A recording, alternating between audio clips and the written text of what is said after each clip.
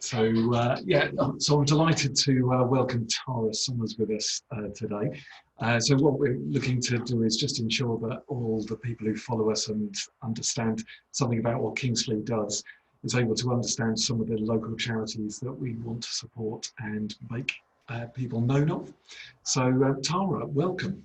Thank you for... Hi, Colin. Thanks for having me. No, thank you for sparing a bit of your time. I realise how busy you are, so it's really, really good to be able to talk through what's going on with Homestart Suffolk at the moment. So for those who aren't familiar, tell us a bit about what Homestart Suffolk does.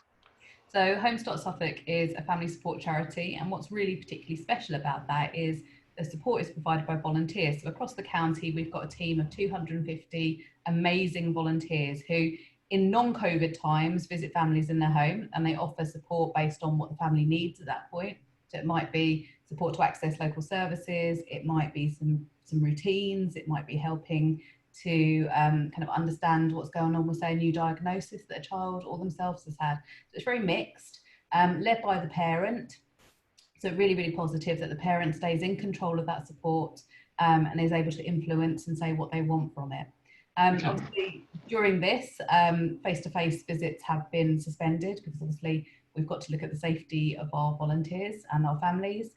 So we've been providing telephone support calls, and that's been going on for like the last 20 weeks now. Really positive. Obviously, it doesn't replace face-to-face services. That would certainly be our preferred method of support, but it's been something. And during this time, we've been supporting about 50% more families than we normally would, because people are really struggling during this time, certainly more recently. And I think the fear for people as we move out of lockdown and find this new world has put a lot of pressure on people. And of course, for anybody that is homeschooling children and working themselves and finding this whole new kind of minefield of what to do and setting up routines, engaging with children, and also making sure that those children don't become extremely lonely and isolated, because it is really, really difficult when they're not seeing their friends, going to school and haven't got those normal routines. So we've had lots of new concerns that have developed as a result of C-19. Yeah, I can imagine, and maybe we'll explore some of those in a moment or two. But how long has it been operating in the area? Then Homestart, what's the history of the organisation? So Homestart is part of a federated organisation. So across the country, there are about 180-ish Homestarts. In Suffolk, we're about the third largest in the country. Across the country, it's been operating for about 43, 44 years. In Suffolk, we've been around for 20 years, so about half of that. And during that time, it has grown steadily. So our kind of initial origins were that we supported an area that was quite small. So we covered part of Suffolk Coastal, what was Suffolk Coastal then. And over the last 10 years, we've increased into Ipswich, Felixstowe, and then just spread across the whole of the county. So we work across the whole of the county and some of the border areas as well. So we're not fussy with a postcode. Right, okay. And how do people find you? Do they self-refer themselves, or do they come via a third party, or do they just need to reach out to you and find your details in the phone book or whatever we have these days? Is a phone book anymore? I don't know why I used that, showing my age. So it's a combination. About 90% of our referrals normally come from professionals, so social workers, health visitors, early help teams, schools, GPs and so on. We also have some self-referrals, and if people have had the service before, they would generally refer themselves back in as opposed to go through a professional. During the last 20 weeks, we've seen a real turnaround of that, which has been particularly interesting. So really about 85% of our referrals have come through self-referrals, so people contacting us, which has been really interesting, very, very different. It changes the conversation a little bit, but it's brilliant that people are seeking that support out. But equally, we know there are lots of people right now that are not seeking that support out, that are either too scared to, don't know where to get that support. And because services have been suspended or are slowed down or are overwhelmed, there isn't that professional relationship that people had with other services to be able to then refer into us.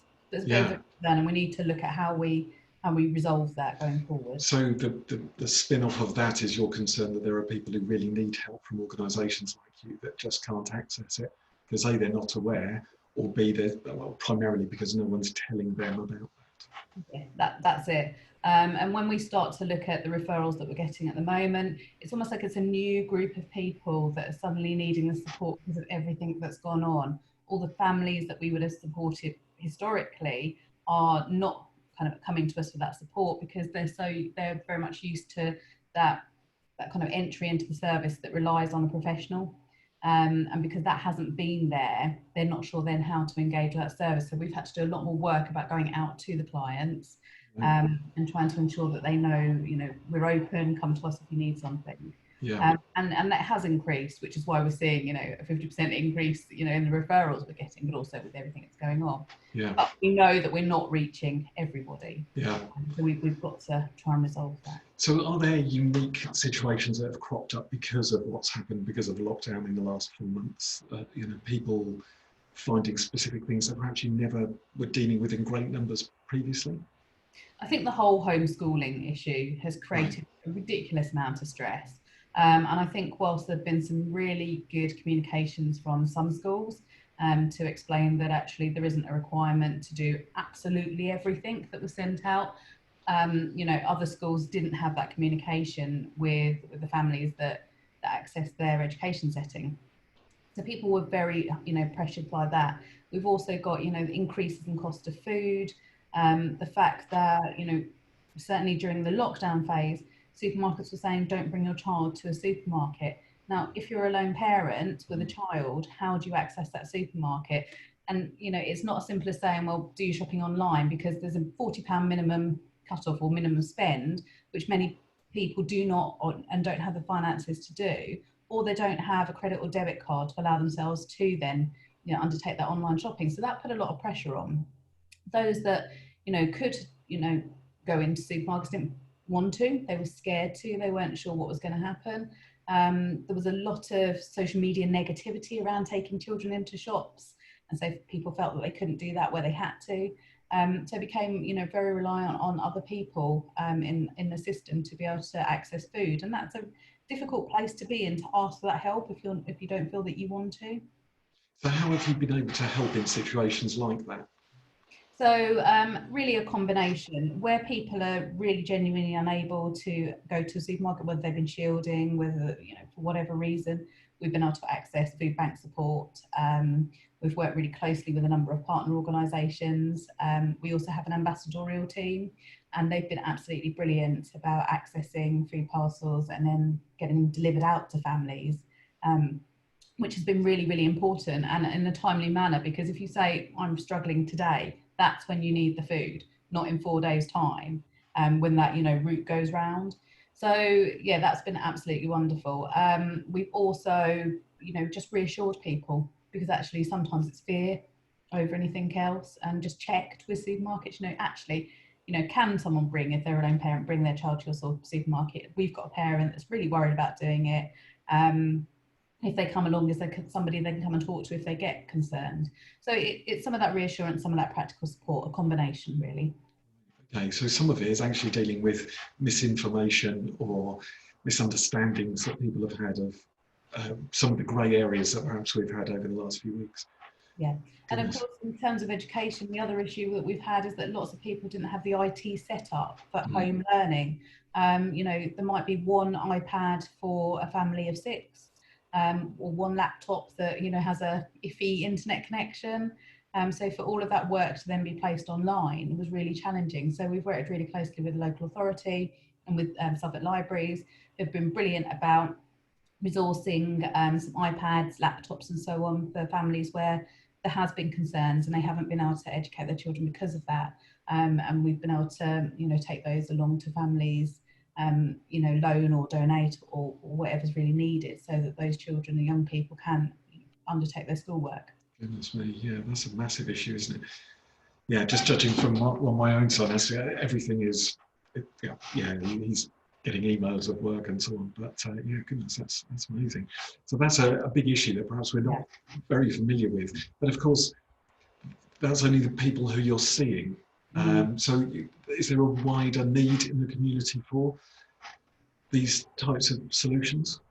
I think there is. I think that there's got to be a new conversation, a new openness, and people feeling that they can have that conversation. I think, I was in a meeting yesterday and we were talking about the new types of referrals that were coming through, the new people that were kind of now needing support as a result of C19 that wouldn't historically have needed it.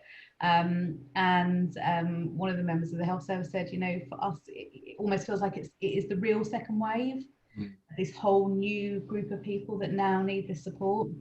Yeah. And I think that's right.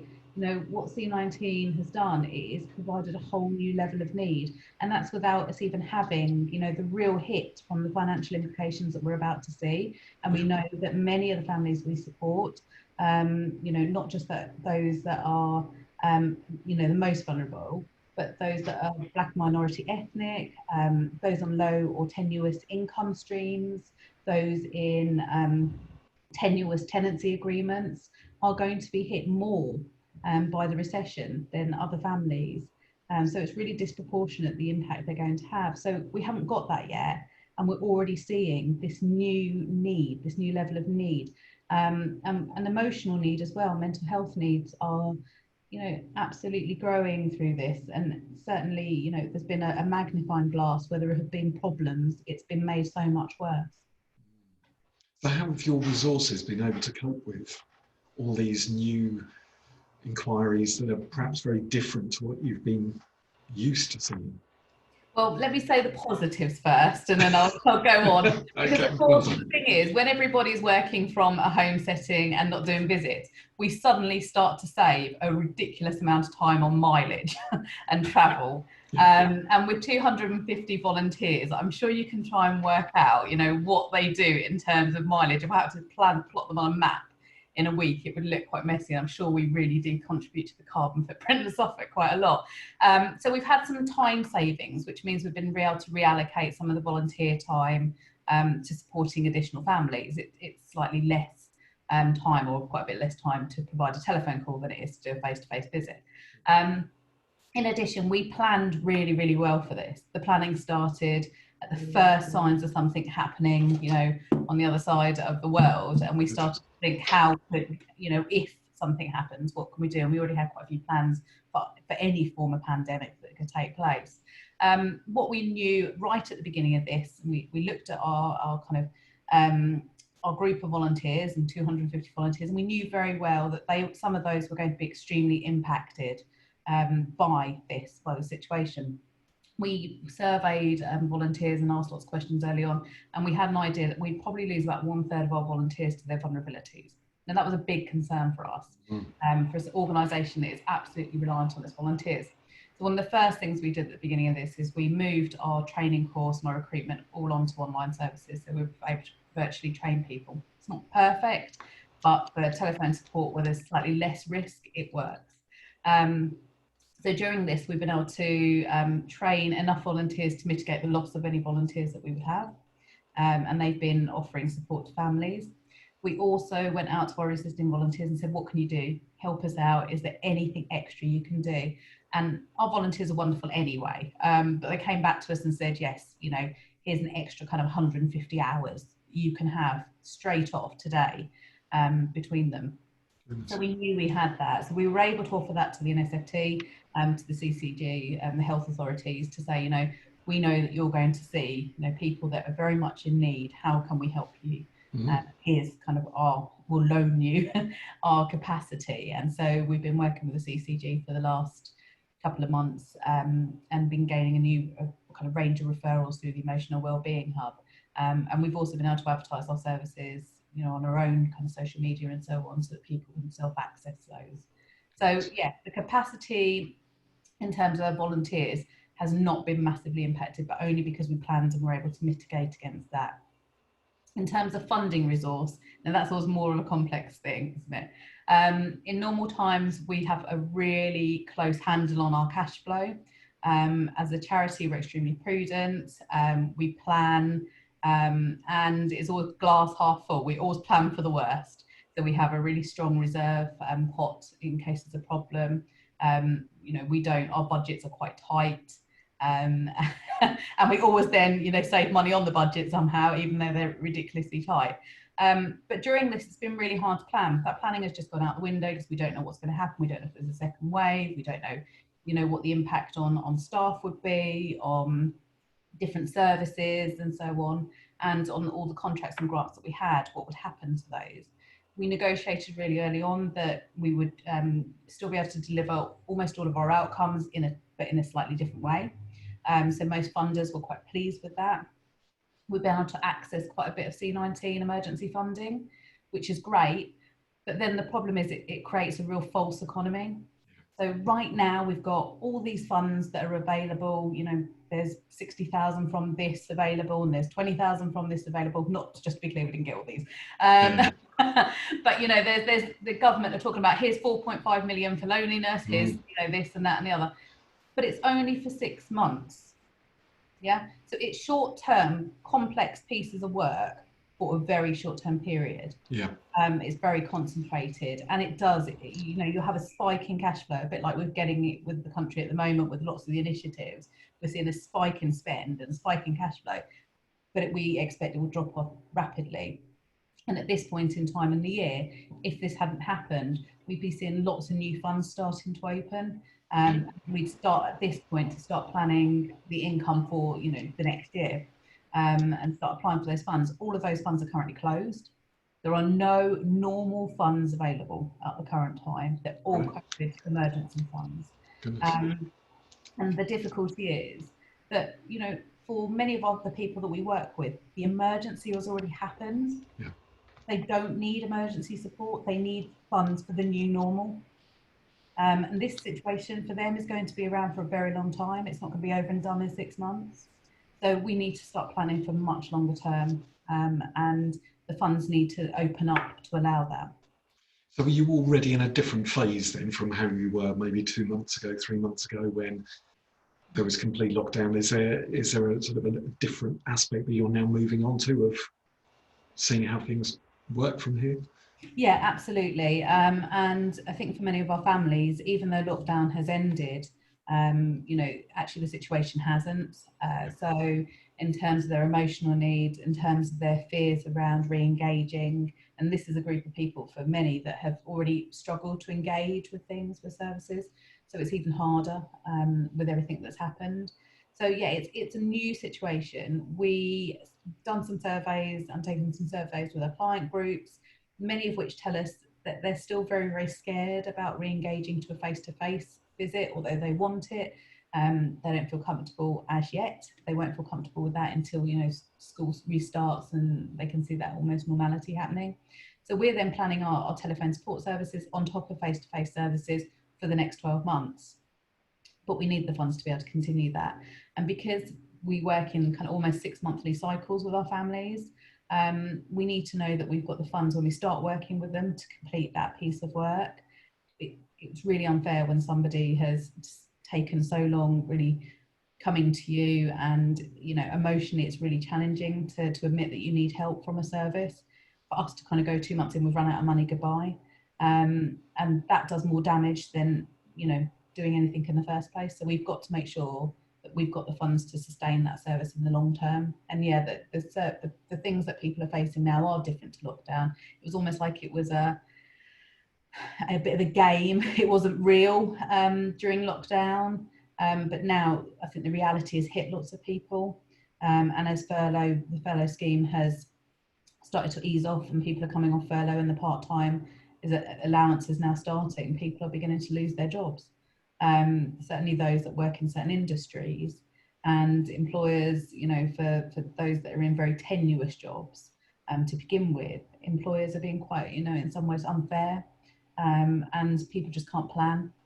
We've got many families that we work with both members of the household, both parents or carers, work in the hospitality industry that have both lost jobs, or work in, manufacturing where they don't feel comfortable going into those settings because of their own health.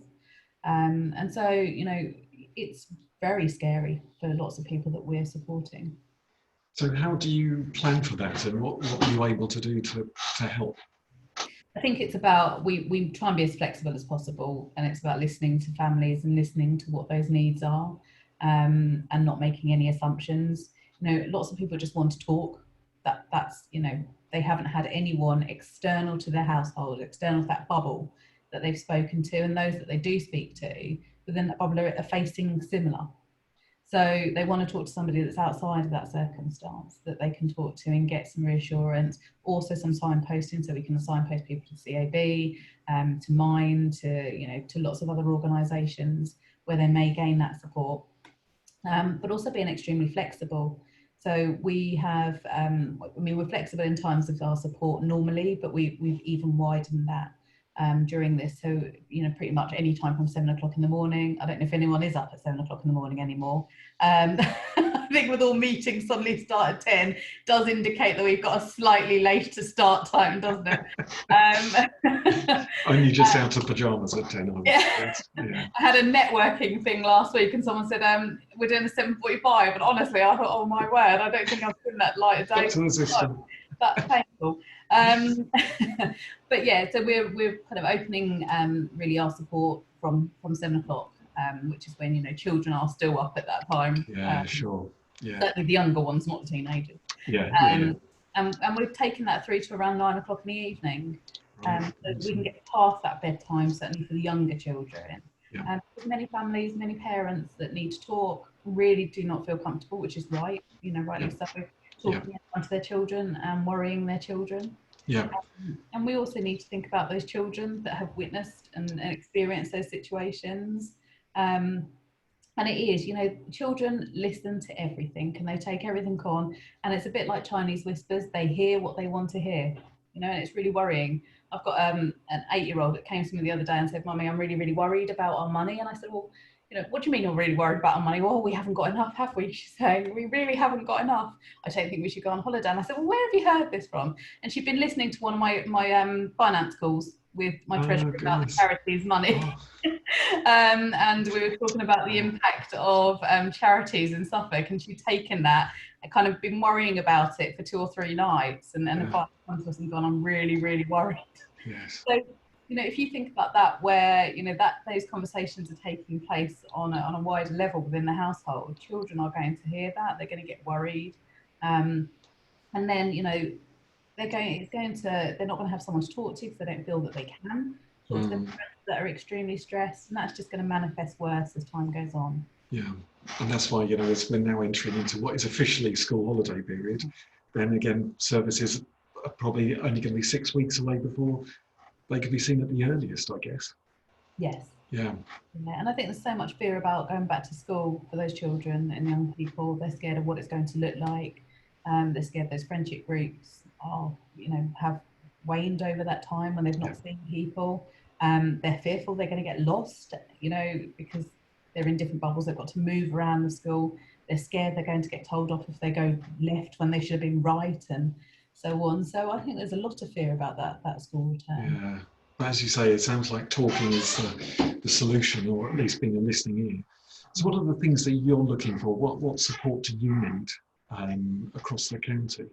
I think it's a combination of things, and it's chicken and egg really for us. We need volunteers. We always need volunteers, and we need a great deal of diversity in our volunteers, in terms of their age, ethnicity, gender, and so on. People with different skills.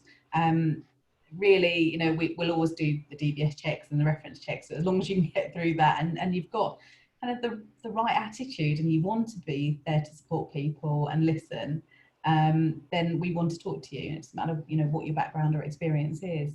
So we always need volunteers, but equally, what works really well, the reason we retain our volunteers and the reason our volunteers tell us they're well supported is because we have staff that support them, and staff that are able to take that worry and concern that they might have, and support them with that and take it away from them. So we always need the funds available to be able to support volunteers. So a combination of funds and volunteers. And really sharing the work of the organisation, so that people know that we're here, that they know that they can directly access the service. They don't have to wait to go through, GP or school or so on. But I suppose that the easiest plea is to say, Suffolk as a county, or the whole country, but Suffolk as a county, we're extremely generous people. We donate to charity, but I think it's about changing the story in where we donate to. So instead of donating to the large national or international organisations that people hear about on TV or see the adverts for or hear the adverts for on radio, it's about doing a bit more research and saying, actually, what is in my locality?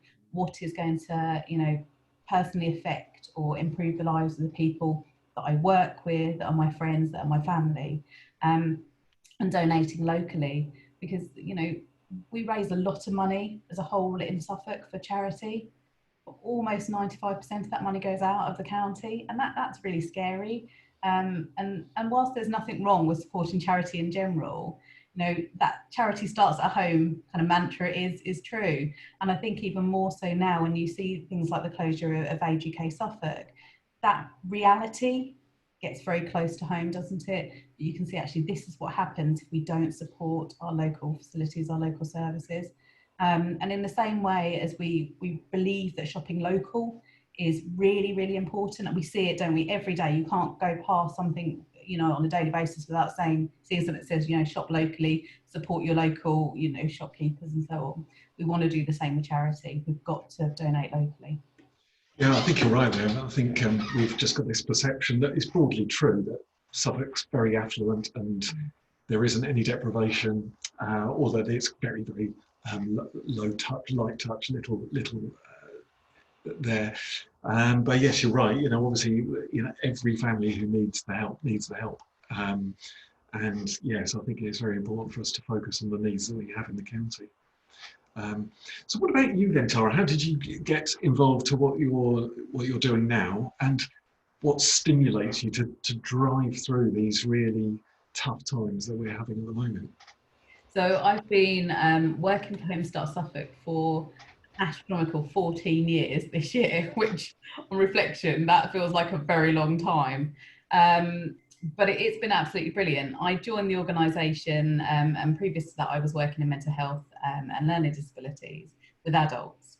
And, it's really challenging working with adults, because if the damage has been done as a child, you can't easily change things as an adult.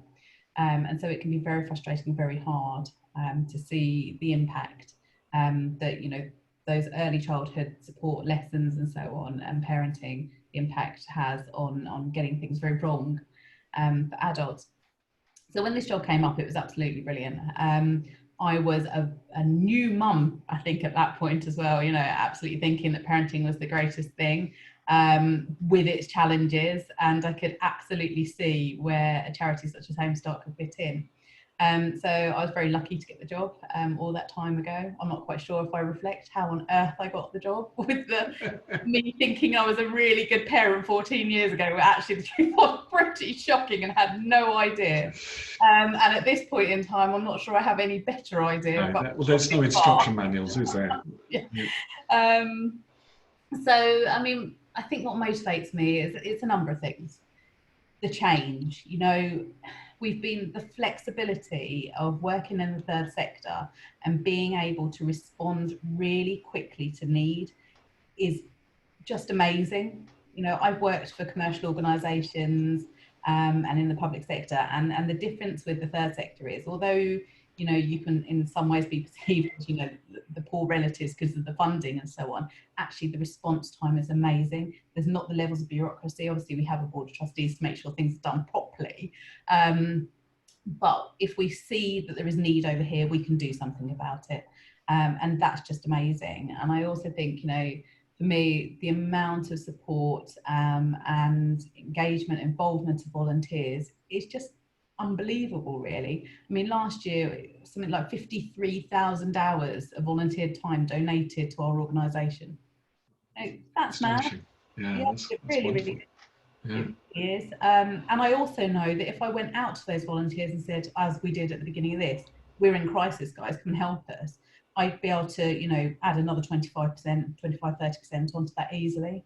And, volunteers have unbelievable staying power. Not only the time they volunteer for the organisation, and this year we've got a couple of people that will have been around to supporting families for 15 years, which is, pretty amazing.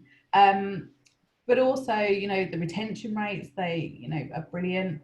But also they support families in really challenging situations, really challenging situations. They just give it a go. And I think that, 9.5 times out of 10, if we say to somebody, this is a family has got this going on, it's going to be difficult, to support them. How will you give it a go? They will almost always give it a go. And it almost always is successful. It's about relationships.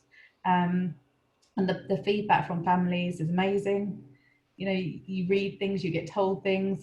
One of my colleagues, I think yesterday, took a laptop round to a child. We've been trying to get a laptop for this particular child to help her with some of her schoolwork to catch up, because she needs to do a little bit of catch up over the summer holidays.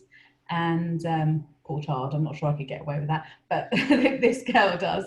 And when she dropped off the laptop, the child said to her, thank you so much. I'm so pleased to get this. I know I'm going to make my mum proud with the work I'm going to do. When you hear things like that, it's just absolutely worth doing it.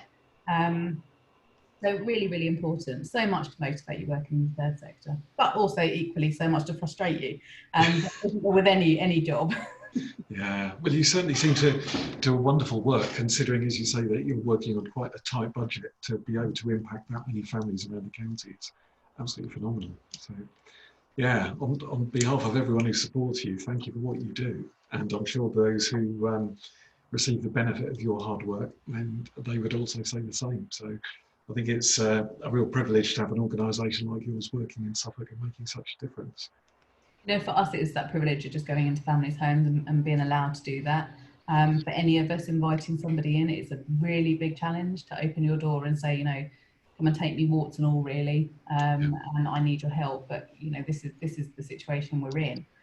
So it's a big ask from families, and I think volunteers know that they're in a very privileged position, being able to support somebody to make really big changes. And so that's really what motivates all of us to do it. Yeah, that's really good. Well, thank you again. Thanks for giving us a bit of your time as well, which obviously is even more stretched than usual at the moment. So thank you for that, and just filling in a little bit more about the work that you do. Thank you. It's been really good.